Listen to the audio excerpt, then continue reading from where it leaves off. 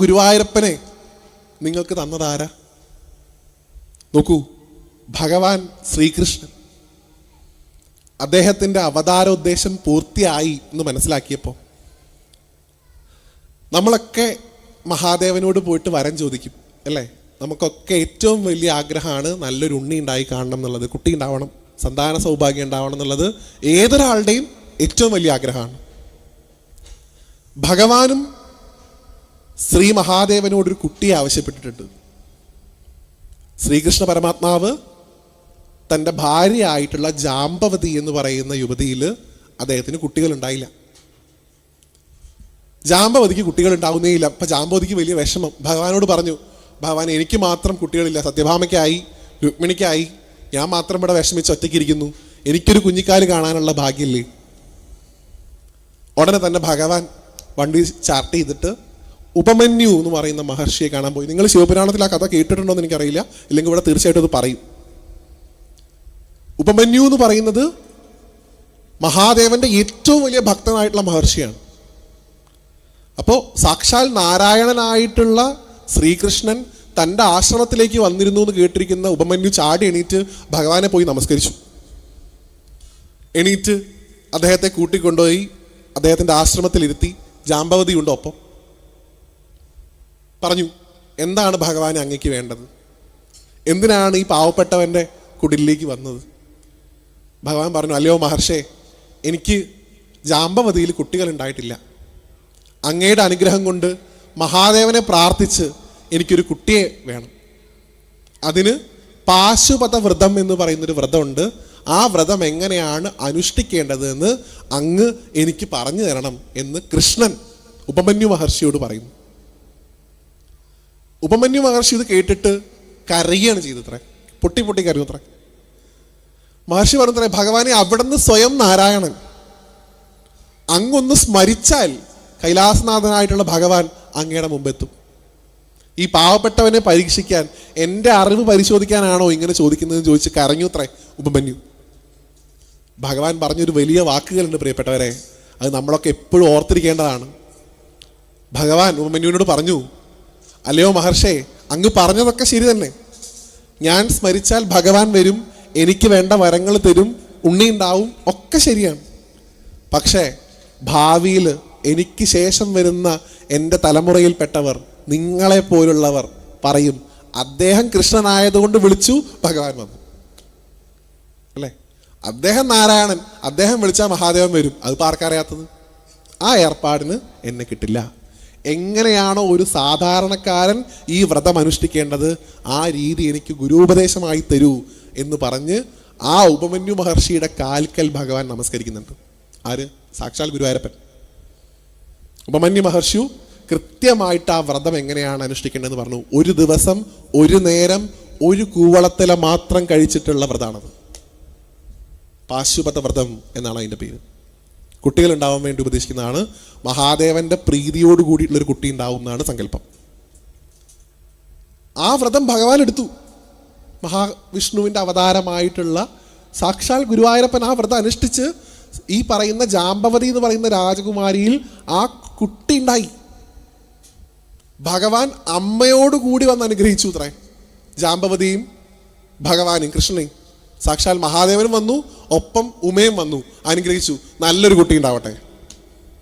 അതുകൊണ്ട് ആ കുട്ടിക്ക് അമ്മയോടുകൂടി ഭഗവാൻ വന്ന് അനുഗ്രഹിച്ചത് കൊണ്ട് സാമ്പൻ, അമ്പയോടുകൂടി ഭഗവാന്റെ അനുഗ്രഹം കൊണ്ട് വന്ന കുട്ടിയായതുകൊണ്ട് സാമ്പൻ എന്ന് പേരിട്ടു. ഈ സാമ്പനെ കൊണ്ട് ഭഗവാൻ ഒരു കാര്യം ഉണ്ടായിരുന്നു. എന്താ? ഈ പറഞ്ഞ കഥ നിങ്ങൾ കൃത്യമായിട്ട് കേട്ടു എന്ന് വിചാരിക്കുന്നു. നോക്കൂ, ഇവിടെയാണ് സാക്ഷാൽ ഗുരുവായൂരപ്പൻ്റെ ബുദ്ധി, അല്ലെങ്കിൽ നമ്മളൊക്കെ പറയുന്ന പോലെ കുരുട്ടുബുദ്ധി നിങ്ങൾ മനസ്സിലാക്കേണ്ടത്. ഭഗവാൻ ആരെയാണ് പ്രാർത്ഥിച്ചത്? ആരെ പ്രാർത്ഥിച്ചേ? ഉറക്കെ പറയൂ. മഹാദേവനെ പ്രാർത്ഥിച്ചു. എന്ത് പറഞ്ഞിട്ടാ പ്രാർത്ഥിച്ചേ? ഒരു കുട്ടി ഉണ്ടാവണം എന്ന് പറഞ്ഞ് പ്രാർത്ഥിച്ചു. മഹാദേവൻ എന്തിൻ്റെ ഈശ്വരനായിട്ടാണ് നമ്മൾ പൊതുവിൽ പറയുക? സൃഷ്ടി, സ്ഥിതി, സംഹാരം. മഹാദേവൻ എന്താ കൊടുക്കുക? സംഹാരം. മഹാദേവൻ അനുഗ്രഹിച്ച കുട്ടി ആരാ? സാമ്പൻ. ഈ സാമ്പൻ എന്തിനാണ് കാരണമാവുന്നത്? ഭഗവാന്റെ തന്നെ കുലം മുടിക്കാൻ കാരണമാകുന്നത് സാമ്പനാണ്. നോക്കൂ, നമ്മളൊക്കെ കുട്ടികൾക്ക് വേണ്ടി എങ്ങനെ പ്രാർത്ഥിക്കുക? ഭഗവാനെ, എൻ്റെ വംശം നിലനിൽക്കാൻ, എൻ്റെ വംശം എല്ലാ കാലത്തും ഒരുപോലെ അഭിവൃദ്ധിയോട് മുന്നോട്ട് പോകാൻ എനിക്കൊരു മകനെ തരണേ എന്നല്ലേ നമ്മൾ പ്രാർത്ഥിക്കുക? ഭഗവാൻ മഹാദേവനോട് എന്താ ആവശ്യപ്പെട്ടെ? ഭഗവാനെ, എൻ്റെ കുലം മുടിക്കാൻ എനിക്കൊരു മകനെ തരണേ.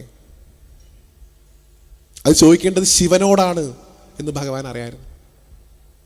കാരണം ശിവനാണ് സംഹാരത്തിൻ്റെ മൂർത്തി. ഭഗവാന്റെ ഒപ്പമുള്ള ഒന്നും, ഒരു പ്രോപ്പർട്ടി ഒഴികെ ഇന്ന് അവശേഷിച്ചിട്ടില്ല. ആ പ്രോപ്പർട്ടി എന്താണെന്ന് ഞാൻ വഴിയെ പറയാം. ഭഗവാന്റെ കാലത്തുണ്ടായിരുന്ന ഒരു വസ്തു ഒഴികെ ബാക്കിയൊക്കെ ഭൂമിയിൽ നിന്ന് നശിപ്പിച്ചിട്ടാണ് ഭഗവാൻ തിരിച്ച് സ്വധാമത്തിലേക്ക് പോയത്. ആ സാമ്പൻ, ഈ മഹാദേവന്റെ അനുഗ്രഹം കൊണ്ടുണ്ടായിട്ടുള്ള ജാമ്പവതിയുടെ പുത്രനായിട്ടുള്ള സാമ്പനാണ് സപ്തർഷികൾ ഭഗവാനെ കാണാൻ വരുമ്പോൾ ഗർഭിണിയുടെ വേഷം കെട്ടിപ്പോകുന്നത്. ഒപ്പമുള്ള കൂട്ടുകാർ ചോദിക്കും, മഹർഷിമാരെ, നിങ്ങൾക്ക് ത്രിലോകജ്ഞാനം ഉണ്ടല്ലോ, ഈ പെൺകുട്ടി പ്രസവിക്കുന്നത് ആണോ പെണ്ണോ? ഒരു ഗർഭമില്ല, തുണി കെട്ടി വെച്ചിരിക്കുക. അവരെ കളിയാക്കാൻ വേണ്ടി ചെയ്ത ആരെ? സപ്തർഷികളെ. ഇവര് വെള്ളടിച്ച് നമ്മൾ നാടൻ ഭാഷ പറയുന്ന അവസ്ഥയിലാണ് പോണത്. അത്ര കണ്ട് അപമാനിക്കുക അറിവുള്ള ആൾക്കാരെ. അവർ പറഞ്ഞു അത്രേ, ഭഗവാന്റെ പാരമ്പര്യത്തിൽ പിറന്നിട്ടും കുട്ടികളെ നിങ്ങൾ ഇങ്ങനെ ആയല്ലോ. അവർക്ക് സങ്കടം തോന്നി. ശപിക്കുകയല്ല ചെയ്തേ. എന്താ പറഞ്ഞേ? ഇവള് പ്രസവിക്കുന്നത് ആണുമായിരിക്കില്ല പെണ്ണുമായിരിക്കില്ല, ഇവളൊരു ഇരുമ്പൊലക്കെ പ്രസവിക്കും എന്നാണ് പറയുന്നത്. മുസലം ഇത് കേട്ട് ഞെട്ടിപ്പോയി. കാരണം കുറച്ച് കഴിയുമ്പോൾ സാമ്പന്റെ വയറ് വീർക്കാൻ തുടങ്ങി. ഓടിച്ചെന്നു ഭഗവാന്റെ അടുത്തേക്ക്. ഭഗവാൻ ഇങ്ങനെയൊക്കെ ഉണ്ടായി, എന്താ ചെയ്യേണ്ടത്? അദ്ദേഹത്തിന് അറിയാത്തതായിട്ടൊന്നുമില്ലല്ലോ. ആ ഒലക്ക രാഗി പൊടിച്ച് കടലിൽ കൊണ്ട് ഒഴുക്കാൻ പറഞ്ഞു. സാമ്പൻ അധികം വൈകാതെ ഒരു ഇരുമ്പൊലക്ക പ്രസവിക്കുന്നു. ആ ഇരുമ്പൊലക്ക യാദവന്മാരെല്ലാവരും കൂടെ വരതി കുറെ പൊടിയാക്കി കടലിൽ കൊണ്ടേ കലക്കി. ഒരു കഷ്ണം മാത്രം എത്ര വരതിയിട്ടും പോണില്ല. ആ തിരമാലകളിലൂടെ തിരിച്ചു വന്ന ഓരോ ഈ പറയുന്ന ഇരുമ്പൊലക്കയുടെ കഷ്ണവും ഈയപ്പുല്ലുകളായിട്ട് മാറിയെന്നാണ്. ഒരു കഷ്ണം മാത്രം ബാക്കി വന്നു, ഒരു വലിയ കഷ്ണം. അതൊരു മത്സ്യം വിഴുങ്ങി എന്ന് പറയുന്നു. ഈയപ്പുല്ലുകളായിട്ട് വളർന്നിരുന്ന ആ കടൽ തീരത്ത് യാദവന്മാർ പിക്നിക്കിന് പോയി, ടൂർ വന്നു, മദ്യപിക്കാൻ തുടങ്ങി. മദ്യപിച്ചപ്പോൾ പരസ്പരം വൈരികളാണെന്ന് തോന്നാൻ തുടങ്ങി. ഈരപ്പുല്ലുകൾ എടുത്ത് അങ്ങോട്ടും ഇങ്ങോട്ടും വെട്ടി സകലെണ്ണവും മരിച്ചു. ഒരു മത്സ്യം വിഴുങ്ങി ഒരു കഷ്ണം ഉണ്ടായിരുന്നു, അതൊരു മുക്കുവന് കിട്ടി. ആ മുക്കുവൻ ആ കഷ്ണം ഒരു ഇരുമ്പ് വ്യാപാരിക്ക് വിറ്റു. ആ ഇരുമ്പ് വ്യാപാരിയുടെ കയ്യിൽ നിന്ന് ഒരു വേടൻ അത് തിരിച്ചു വാങ്ങി. ആ വാങ്ങിയ ഇരുമ്പ് കൊണ്ട് അദ്ദേഹം കൂർത്ത ഒരു അസ്ത്രം ഉണ്ടാക്കി. ആ അസ്ത്രം ഏതുകൊണ്ട് സാക്ഷാൽ ശ്രീകൃഷ്ണ പരമാത്മാവിനെ അദ്ദേഹം സ്വധാമത്തിലേക്ക് പറഞ്ഞു വിട്ടു. ജര എന്ന് പറയുന്ന വേടൻ. അപ്പൊ നോക്കൂ, മഹാദേവൻ അനുഗ്രഹിച്ചുണ്ടായ സാമ്പൻ യാദവ വംശത്തെ മുഴുവൻ നശിപ്പിച്ചു. അതാണ് ഭഗവാന്റെ സംഹാര സ്വഭാവം. കുലത്തോടെ മുടിക്കുക എന്ന് പറയില്ലേ നമ്മൾ, അത് ചെയ്യാൻ അറിയാവുന്ന ആളാണ് അകത്തിരിക്കുന്നത്. എന്നിട്ടോ ആ ഭഗവാൻ ആ ഇരുമ്പിന്റെ കഷ്ണം തൻ്റെ പെരുവിരലിൽ തറച്ചു കയറിയ വേദനയിൽ തന്നെ കാണാൻ വന്ന ഉദ്ധവരോട് ഒരു ഉപദേശം കൊടുക്കുന്നുണ്ട്. ഉദ്ധവരെ, ഞാൻ താമസിച്ചിരുന്ന ദ്വാരക, എൻ്റെ മുഴുവൻ കൊട്ടാരവും പണവും അവിടെയുള്ള മുഴുവൻ സ്ഥാപന ജംഗമ വസ്തുക്കളും അല്പസമയത്തിനകം പ്രളയം കൊണ്ടുപോകും. എന്നാൽ ഞാൻ ദ്വാരകയിൽ വെച്ച് ആരാധിച്ചിരുന്ന ഒരു വിഗ്രഹം ആ പ്രളയജലത്തിൽ പൊങ്ങിക്കിടക്കും. ആ വിഗ്രഹം ഉചിതമായ സ്ഥലത്ത് പ്രതിഷ്ഠിക്കുക എന്ന് പറഞ്ഞ് അദ്ദേഹത്തെ ബദ്രിയിലേക്ക് പറഞ്ഞു വിടുന്നു. ഉദ്ധവൻ തൻ്റെ ഗുരുനാഥനായിട്ടുള്ള ബൃഹസ്പതിയെ സ്മരിക്കുന്നു. അദ്ദേഹം അവിടെ പ്രത്യക്ഷനാവുന്നു.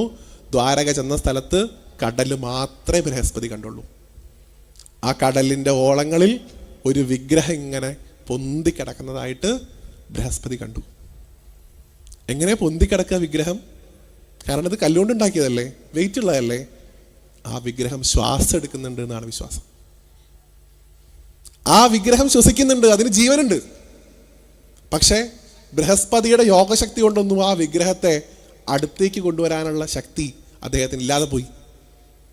ലോകത്ത് മുഴുവൻ നിറങ്ങി നിൽക്കുന്ന ഒരു ശക്തിക്ക് മാത്രമേ ആ വിഗ്രഹത്തെ വീണ്ടെടുക്കാൻ സാധിക്കുന്നു. അദ്ദേഹത്തിന് മനസ്സിലായി. ലോകത്ത് മുഴുവൻ നിറങ്ങി നിൽക്കുന്ന ഒരാളെ ഉള്ളൂ. ആരാത്? വായുദേവൻ. ആ വായുദേവനെ ബൃഹസ്പതി സ്മരിച്ച് അദ്ദേഹത്തിൻ്റെ ശക്തി കൊണ്ട് ആ വിഗ്രഹത്തെ വീണ്ടെടുത്ത് ദക്ഷിണ ദിക്കിലേക്ക് പോകുന്നു. വീണ്ടും ആലോചിച്ച് നോക്കൂ. ദക്ഷിണ ദിക്കിലേക്ക് ആകാശമാർഗേ പോകുന്ന അവർ ഒരു തടാകത്തിൽ ഒരു കാഴ്ച കണ്ടു നിന്നു എന്നാണ്. എന്ത് കാഴ്ച? ഒരു 6-6.5 അടി പൊക്കമുള്ള ഒരാള്, മഞ്ഞിന്റെ നിറം, തൂവെള്ള നിറം, ശിരസിൽ ത്രിപുണ്ഡം ഭസ്മം ധരിച്ചിരിക്കുന്നു. അണിഞ്ഞിരിക്കുന്നത് ആനയുടെ തോലാണ് പുതച്ചിരിക്കുന്നത്. വ്യാഘ്രം പുലിയുടെ തോലാണ് ഉടുത്തിരിക്കുന്നത്. കയ്യിൽ ഏറ്റവും വലിപ്പമുള്ളൊരു തൃശൂലം, പിനാകം എന്ന് പറയുന്ന ആയുധം. അവിടെ തൻ്റെ ശിഷ്യന്മാർക്ക് രുദ്രഗീത ഉപദേശിച്ചു കൊണ്ടിരിക്കുന്ന ഭഗവാന്റെ രൂപമാണ് ബൃഹസ്പതിയും വായുവും ആകാശത്ത് നോക്കുമ്പോൾ കാണുന്നത്. നേരെ താഴത്തേക്ക് ഇറക്കി. കാരണം ഭഗവാനെ കണ്ടു കഴിഞ്ഞാൽ പിന്നെ ഭഗവാനെ കാണാതെ തിരിച്ചു പോകുന്ന പതിവില്ല. മഹാദേവൻ പ്രത്യക്ഷനായിട്ട് താഴെ നിൽക്കുന്നു. അവിടെ വന്നു, നമസ്കരിച്ചു, ഉണ്ടായ കാര്യങ്ങളൊക്കെ പറഞ്ഞു. ഭഗവാനെ, ഇത് ശ്രീകൃഷ്ണ പരമാത്മാവ് ആരാധിച്ചിരുന്ന വിഗ്രഹമാണ്, ഇത് പ്രതിഷ്ഠിക്കാൻ ഒരു സ്ഥലം നോക്കി വന്നതാണ്. അങ്ങയുടെ കാലുകൾ പതിഞ്ഞ ഈ സ്ഥലമല്ലാതെ വേറെ ഏത് സ്ഥലത്താണ് ഞങ്ങൾ ഇത് പ്രതിഷ്ഠിക്കേണ്ടത് എന്നാണ് ചോദിച്ചത്. ഭഗവാൻ പറഞ്ഞു, ശരി, അങ്ങനെ തന്നെ ആവട്ടെ, ഇവിടെ തന്നെ പ്രതിഷ്ഠിച്ചോളൂ എന്ന് പറഞ്ഞു. ഇവിടെ എന്നെ കേട്ടുകൊണ്ടിരിക്കുന്ന ആചാര്യന്മാർ പറയട്ടെ, ഒരു പ്രതിഷ്ഠ നടക്കുമ്പോൾ ആ വിഗ്രഹത്തിലേക്ക് തന്ത്രി അദ്ദേഹത്തിൻ്റെ പ്രാണനെ ആവാഹിച്ചുള്ള ചൈതന്യമാണ് ആ വിഗ്രഹത്തിലേക്ക് സന്നിവേശിപ്പിക്കുന്നത്. ഏതൊരു ക്ഷേത്രത്തിലും പ്രതിഷ്ഠ നടക്കുമ്പോൾ ആ ക്ഷേത്രത്തിലെ പ്രധാന ആചാര്യനായിട്ടുള്ള തന്ത്രി അദ്ദേഹത്തിൻ്റെ പ്രാണശക്തിയെ ആവാഹിച്ചാണ് ആ വിഗ്രഹത്തിലേക്ക് ദേവചൈതന്യമായിട്ട് മാറ്റുന്നത്. ഗുരുവും വായുവും വിഗ്രഹം കൊണ്ടുവന്നു. ആ വിഗ്രഹത്തിലേക്ക് ചൈതന്യം കൊടുക്കാൻ ഒരു തന്ത്രി വേണം. ആ നിൽക്കുന്നവരിൽ ഒരൊറ്റ തന്ത്രിയേ ഉള്ളൂ, ലോകത്തിൻ്റെ മുഴുവൻ ഗുരുനാഥനായിട്ടുള്ള മഹാദേവൻ. ഭഗവാൻ നിൽക്കുമ്പോൾ വേറെ ആരെങ്കിലും വരേണ്ട ആവശ്യമുണ്ടോ? ഒരാവശ്യമില്ല. സർവലോക ജഗദ്ഗുരുവായിട്ടുള്ള ഭഗവാൻ മഹാദേവന്റെ കാർമ്മികത്വത്തിലാണ് ആ വിഗ്രഹം അവിടെ പ്രതിഷ്ഠിക്കപ്പെടുന്നത്. നോക്കൂ, അപ്പോൾ ആ വിഗ്രഹത്തിനകത്തേക്ക് സന്നിവേശിപ്പിച്ചിട്ടുള്ള ജീവൻ ആരുടേതാണ്? മഹാദേവന്റെയാണ്. നിങ്ങൾ ഗുരുവായൂർ പോയി തൊഴുന്ന ഗുരുവായൂരപ്പന്റെ വിഗ്രഹത്തിലെ ജീവൻ മഹാദേവന്റെ ചൈതന്യം ആണോ? അല്ലയോ? അല്ലേ? ഞാൻ വെറുതെ പറയാമോ? നോക്കൂ, ഇനി ഞാൻ പറഞ്ഞ ഫസ്റ്റ് സെന്റൻസ് നിങ്ങൾ ഒന്നുകൂടെ ആലോചിച്ച് നോക്കൂ. നിങ്ങൾക്ക് എന്തെങ്കിലും ഒരു വിഷമം വരുമ്പോൾ, നിങ്ങൾക്ക് എന്തെങ്കിലും ഒരു സങ്കടം വരുമ്പോൾ, ഒരു പ്രോബ്ലം വരുമ്പോൾ എൻ്റെ ഗുരുവായൂരപ്പ എന്ന് വിളിക്കാനുള്ള അവസ്ഥ നിങ്ങൾക്ക് ഉണ്ടാക്കി തന്നത് മഹാദേവനാണ്, മറക്കരുത്. മഹാദേവൻ ഉണ്ടായിരുന്നുകൊണ്ടാണ് ഗുരുവായൂരുള്ളത്. ഗുരുവായൂരുള്ളത് കൊണ്ടാണ് ഗുരുവായൂരപ്പനുള്ളത്. എന്നിട്ടോ തൻ്റെ സ്വന്തം സ്ഥലം വിട്ടുകൊടുത്തു. എപ്പോഴും ഭഗവാന്റെ സ്വഭാവമാണ് എന്തും എല്ലാവർക്കും കൊടുക്കും. മഹാദേവന്റെ സ്വഭാവം. ചോദിച്ചു വന്നവൻ അസുരനാണോ ദേവനാണോ ഒരു ബോധമില്ല.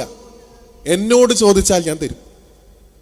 ഒരാൾക്കും അയ്യോ ഇത് പറ്റില്ലാട്ടോ എന്ന് പറഞ്ഞൊരു പരിപാടി അവിടെ ഇല്ല.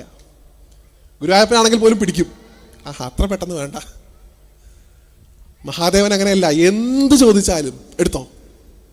അതുകൊണ്ടല്ലേ ഒരു അസുരൻ വന്ന് ഭഗവാനെ ആരെ തൊട്ടാലും തല പൊട്ടി തെറിക്കണം എന്ന് വെച്ചപ്പോൾ കൊടുത്തത്. അയാളെന്നെ ടെസ്റ്റ് ചെയ്യാൻ വേണ്ടി വന്നു. വരൂ നോക്കട്ടെ. ഒരു വരം എൻ്റെ ഭക്തൻ ചോദിച്ചു കഴിഞ്ഞാൽ അത് കൊടുക്കുക എന്നുള്ളതാണ് എൻ്റെ ധർമ്മം എന്ന് വിശ്വസിക്കുന്ന ചൈതന്യമാണ് ശിവൻ. അതുകൊണ്ടാണ് സ്വന്തം സ്ഥലം വിട്ടുകൊടുത്ത് അങ്ങോട്ട് മാറിയിരുന്നു എന്നാണ്. എൻ്റെ സ്ഥലം എടുത്തോ, എനിക്കൊന്നും വേണ്ട, ഞാൻ വേറെ വല്ല സ്ഥലത്ത് പോയിരുന്നോളാം. ആ മഹിമ, സ്വന്തം സ്ഥലം, ഇത്ര കാലം താൻ താമസിച്ചിരുന്ന തൻ്റെ സ്വന്തം സ്ഥലം വിട്ടുകൊടുത്ത് ഭഗവാന് വേണ്ടി മാറിക്കൊടുത്ത ആ മഹിമയുള്ള ഊരാണ് പിന്നീട് മമ്മിയൂർ എന്ന പേരിൽ പ്രസിദ്ധമാവുന്നത്. ഇനി ഞാനൊരു കാര്യം പറഞ്ഞാൽ നിങ്ങളോട് ദേഷ്യപ്പെടൂ. നിങ്ങൾ എത്ര പേര് ഗുരുവായൂർ ക്ഷേത്രത്തിൽ പോകുമ്പോൾ മമ്മിയൂർ പോകാറുണ്ട്?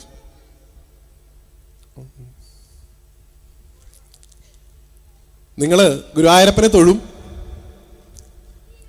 ഉള്ളിൽ ഗണപതിയെ തൊഴും, ആനന്ദശയനത്തിൻ്റെ അവിടെ തൊഴും, മുരുകനും അവിടെ കുറേ പ്രതിമകളൊക്കെ ഉണ്ടല്ലോ, താമരക്കണ്ണനെ വിശേഷമായിട്ട് തൊഴും, കഴിഞ്ഞ് പുറത്തിറങ്ങി അയ്യപ്പസ്വാമിയെ തൊഴും, തിരിച്ച് വടക്കേ വാതിൽ മാടത്ത് ഭഗവതിയുണ്ട്, എടത്തരികത്ത് കാവിലമ്മ, അവിടെ തൊഴും, പ്രദക്ഷിണം വയ്ക്കും, കുറച്ചങ്ങോട്ട് നീങ്ങി നിൽക്കും, തിരിയും, അവിടെ ഒരു ശിവന്റെയും പാർവതിയുടെയും ചിത്രമുണ്ട്, അതിലേക്ക് നോക്കി തൊഴും.